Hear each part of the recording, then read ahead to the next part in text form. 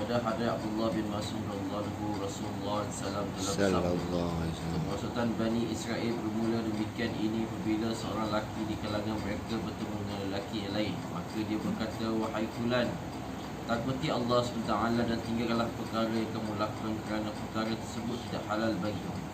Supaya itu bagi bertemu lagi pada masa yang lain, sedangkan lelaki tersebut masih belum berubah. Keadaan yang demikian tidak pula menghalangkan daripada menjerakan yang makan, minum dan duduk bersama. Apabila mereka melakukan demikian, maka Allah Ta'ala menyatukan sebahagian hati mereka dengan sebahagian yang lain. Hati-hati orang yang taat pun telah dijadikan sebagaimana hati-hati penjahat. Kemudian baginda salam baca ayat berikut, la'il ladzina kafaru min bani Israil sehingga fasiqun. Al-Maidah 78. Lepas itu baginda salam telah bersabda dengan begitu tegas, demi Allah, kamu hendaklah menyeru kepada kebaikan dan mencegah daripada kemungkaran, serta menahan orang zalim daripada kezalimannya, dan bawalah dia ke jalan yang benar. Dipetik dari kitab Al-Tarikh, hadis riwayat Abu Daud Tirmidzi. Terangan dalam sebuah hadis yang lain diberitakan bahawa Rasulullah SAW telah bersabda pada satu bantal. Tiba-tiba Sallallahu Alaihi Wasallam pun duduk lalu bersabda dengan begitu semangat, demi Allah yang nyawaku di tangannya, kamu tidak akan mendapat keselamatan selagi kamu tidak mencegah pezalim daripada kezalimannya.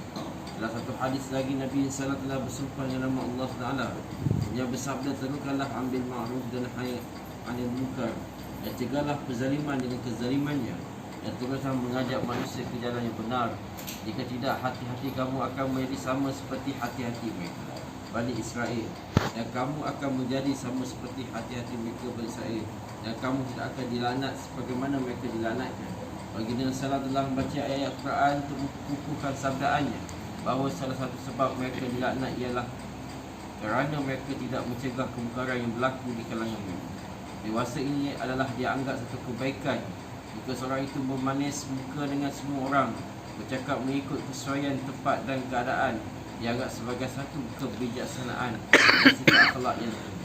Bahkan ini adalah sama sekali sekiranya ambil ma'ruf nampak akan membuahkan sebarang hasil, maka mendiamkan diri adalah sekadar yang diharuskan, dengan syarat tidak menyokong kemungkaran yang sedang berlaku. Sebaliknya, jika ambil ma'ruf mungkin boleh memberi manfaat, misalnya bersama anak-anak, orang-orang di bawah jagaan, kawan atau pekerja, maka berdiam diri bukanlah akhlak yang baik. Malah orang yang berdiam diri dalam keadaan begini adalah bersalah dari apa-apa sekalipun, sama ada di sisi syariat ataupun pandangan umum. Ada Sufyan Thauri rahmatullahi alaih pernah berkata, seorang yang sangat disayangi oleh jirannya dan dipuji-puji oleh kaum kerabatnya, pada kebiasaannya kemungkinan besar dia adalah seorang yang cuai dalam melaksanakan ambil ma'ruf dan nahi munkar. Ada banyak hadis yang beritahu bahawa apabila suatu maksiat dilakukan secara sembunyi, maka akibatnya terbatas kepada orang yang melakukan sahaja. Sebaliknya, apabila suatu maksiat dilakukan secara terang-terangan, sedangkan orang ramai mampu mencegah maksiat tersebut, tapi masih tidak membuat demikian, maka akibat akan dirasai oleh semua orang. Ini setiap orang renungkanlah diri masing-masing. Betapa banyak kemaksiatan yang berlaku dalam pengetahuan dan mampu untuk mencegah, tapi dia masih tidak menghiraukan kemaksiatan, tidak mengambil kisah dan tidak mengendahkan. Kezaliman yang lebih dahsyat daripada itu ialah apabila di mana-mana hamba Allah SWT yang berusaha mencegah satu maksiat, maka ditentangkan dan dituduhkan sebagai orang yang berfikiran sempit, bukanlah hendak memberi bantuan, sebaliknya terus menentang. Allah SWT berfirman, wa saya'lamul ladzina zalamu ayyul qalbin yanqalibun, dan ingatlah orang yang melakukan sebarang kezaliman akan kita kelak tempat orang yang akan kembali. Asyhadu InsyaAllah. InsyaAllah. Subhanaka